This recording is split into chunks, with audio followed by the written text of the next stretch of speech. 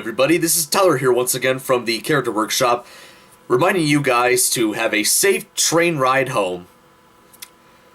So this is the first episode of a brand new series that I have planned on this channel. Yes, I know some of you are probably thinking, oh, it's not a plush series, what the hell? Calm down. This is something I'm experimenting with.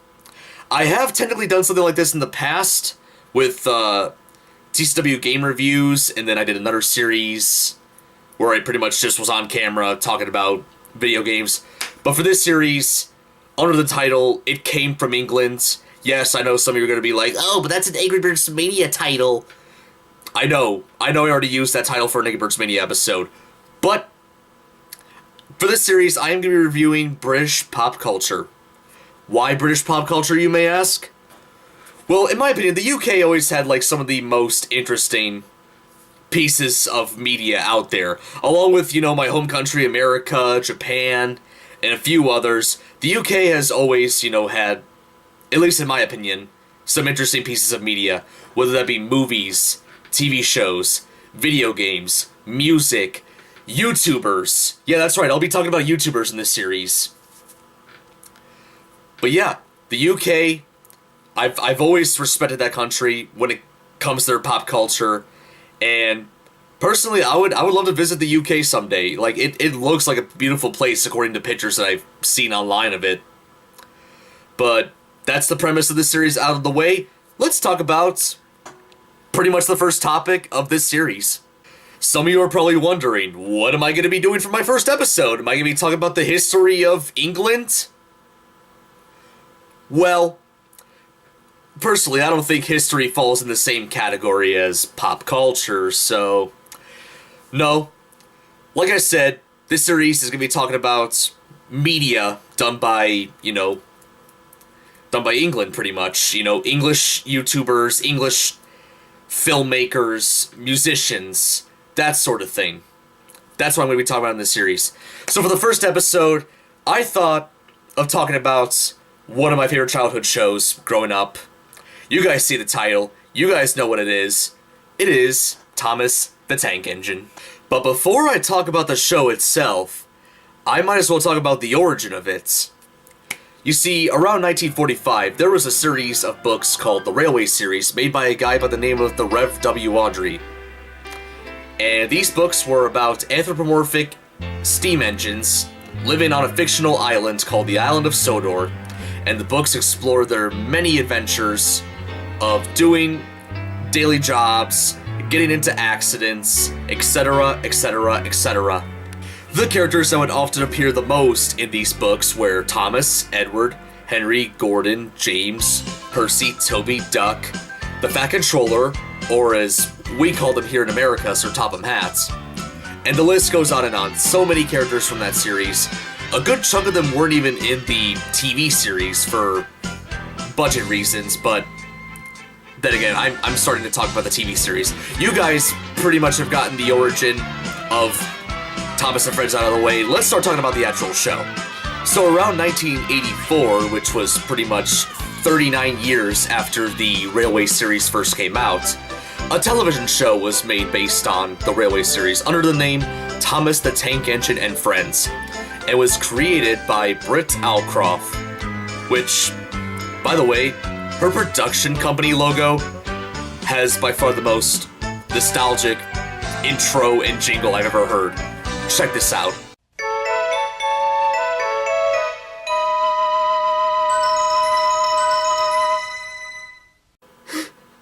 So beautiful. Oh crap, I forgot I'm reviewing this show. Okay, moving on. So, during the show's first 4 seasons, a lot of the episodes were based on the stories that were already told from the Railway series books. Which, during the first 2 seasons, the Rev. W. Awdry himself, supported the show. He said he liked it. He pretty much enjoyed everything about it. It stayed true to the source material, everything. It wasn't until the 3rd season when the writers of Thomas and Friends started using, ideas from like a variety of other sources, mostly, fun fact, from magazine stories done by Andrew Brenner. And for those of you guys who don't know who Andrew Brenner is, he would later become the show's head writer from season 17 onwards. It was around that time the Rev W. Audrey started to pretty much lose faith and lose interest in the show, I guess you can kind of say. Especially thanks to this one episode called Henry's Forest, where he pretty much complained about the railway running through the wilderness because smoke from steam engines can cause forest fires to happen. Which, in case you guys didn't know about the Rev W. Audrey, he tended to keep his Railway Series stories as realistic as possible because a lot of the Railway Series books and stories were based on real-life experiences that the Rev W. Audrey himself had as working on the railway, pretty much. But despite the whole minor controversy revolving around the Rev W. Audrey, the show has done very well, even in the past and nowadays. And this show has had a variety of different narrators over the years. That's right, throughout the first 12 seasons, the show was told by one guy, and that particular guy would also voice all the characters.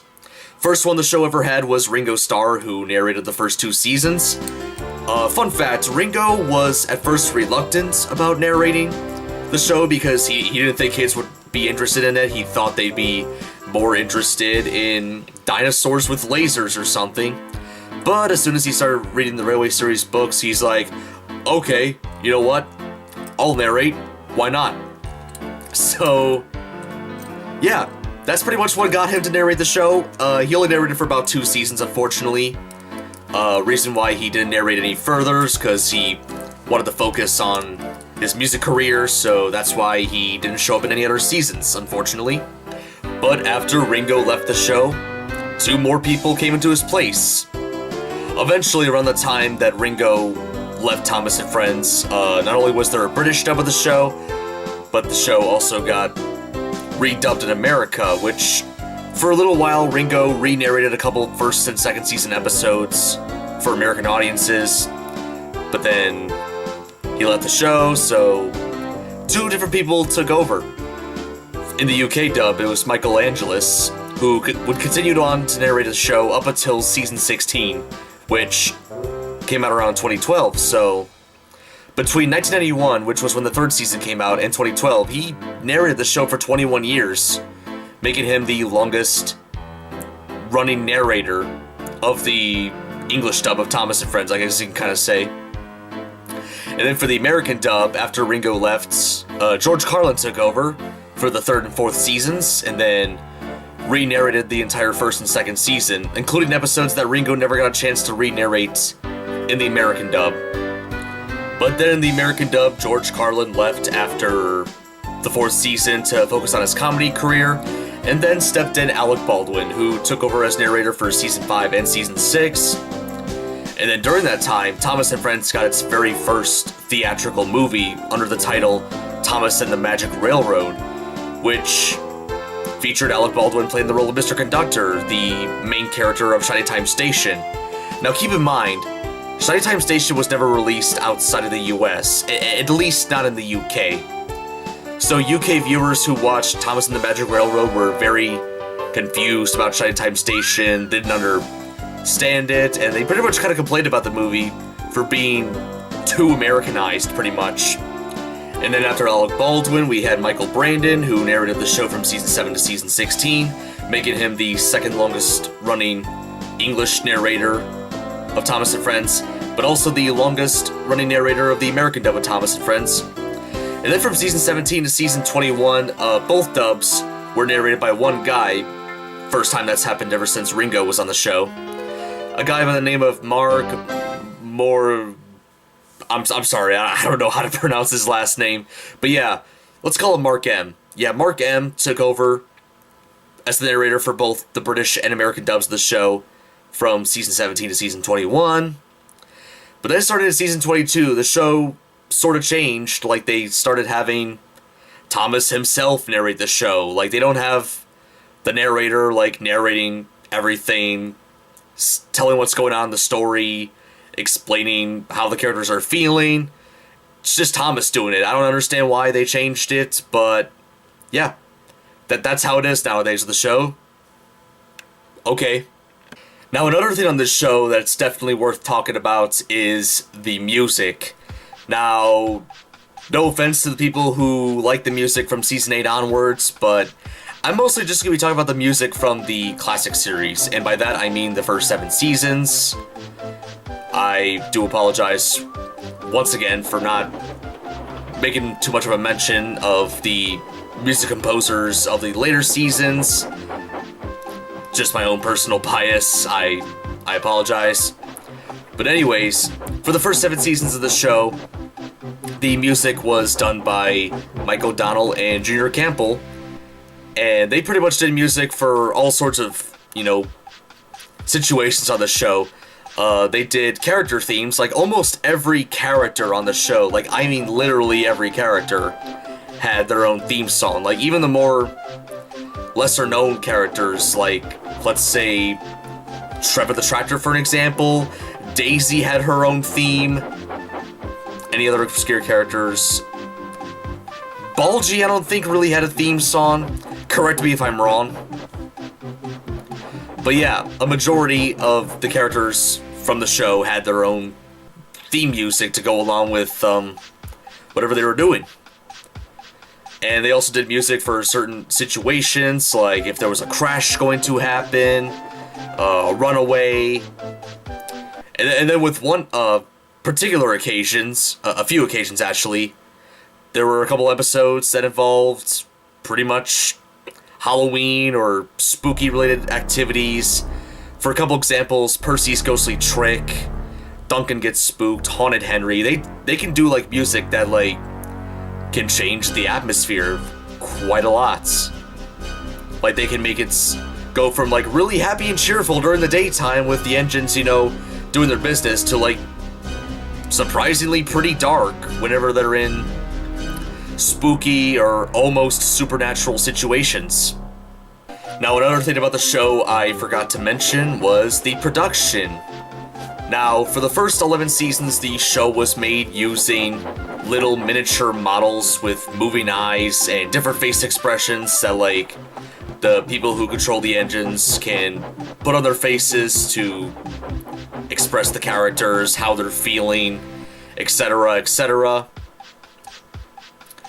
But then, what's really funny is that when I was a kid and I saw these, I thought they were actual life-size trains for a second there. Like, I thought like somebody literally took a camera, made an actual engine, like a full-size engine, one that you can ride in, have a face, and like moving eyes.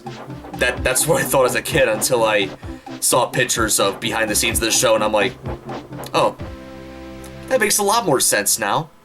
Or at least back then it was kind of cheaper. I mean, I feel like if you were to make this show out of actual trains, it'd be millions, if not millions of pounds. That's insane. But yeah, first 11 seasons, like I mentioned, they used miniature models.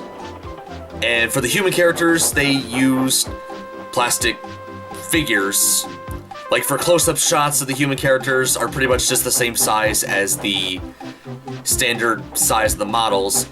But for scenes where, like, the engines are interacting with the human characters, they have, like, smaller models, smaller figures of the human characters to go alongside the engines.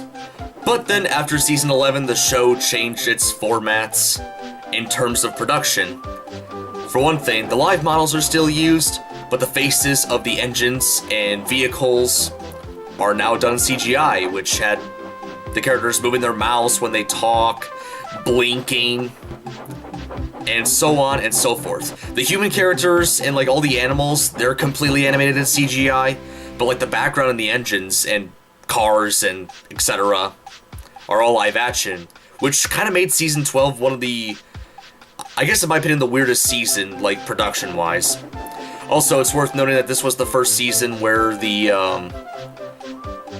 you actually hear the characters, like, well, no, this wasn't the first one to introduce voice acting, but, like, whenever the narrator, like, speaks as the character, they don't say, like, oh, for an example, I'm gonna do this, says Thomas. In season 12, it's, oh, I'm gonna do this.